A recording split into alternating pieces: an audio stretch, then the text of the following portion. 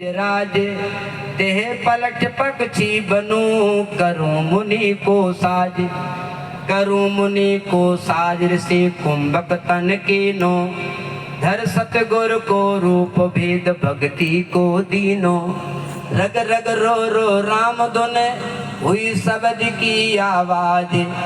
रानी बूझी व्यास को मंत्र द्विजराज।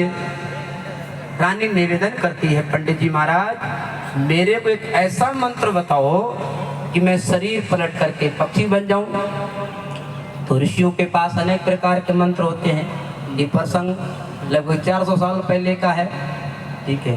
पहले ब्राह्मणों के पास ऋषियों पर अनेक प्रकार के मंत्र होते हैं, आज भी मंत्र हैं, ऐसी बात नहीं, मंत्र सिद्ध होते हैं।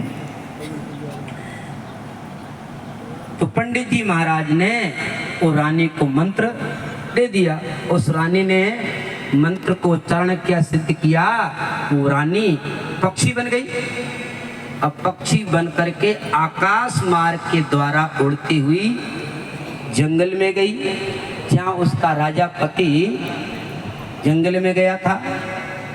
जंगल में जाकर के उस रानी ने, रानी पक्षी बनी, पक्षी बन करके जंगल में गई और जंगल में जाकर के रानी ने एक महात्मा का स्वरूप बनाया, ऋषि कुंभक तन कीनो। राजा शुक्रध्वज के समय में एक कोई कुंभक ऋषि मान्य विख्यात महात्मा थे। जैसे दरियाव जी महाराज अपने समय के विश्व विख्यात महात्मा थे। सतगुरु सुखराम जी महाराज अपने समय के अवधूत सम्राट महापुरुष थे। ऐसी कुंभक ऋषि उसमें बड़े विश्व विख्यात महात्मा थे। उस रानी ने ऋषि कुंभक तन कीनो, रानी ने एक कुंभक ऋषि महात्मा का स्वरूप बनाया। बड़ी बड़ी दाढ़ी, बड़ी बड़ी जटाएं, गले में 2-4 मालाएं, एक हाथ में दंड, एक हाथ में कमंडल। वो रानी एक महात्मा का स्वरूप बना करके जंगल में राजा के पास जाती है।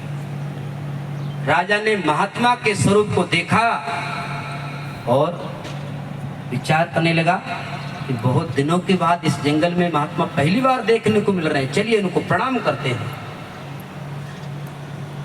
राजा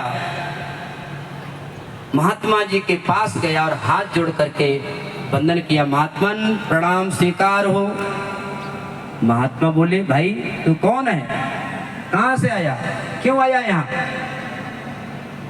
शुक्रध्वज बोला, बाप जी मैं राजा हूँ। महात्मा बोले, तू राजा है, तू यहाँ क्यों आया?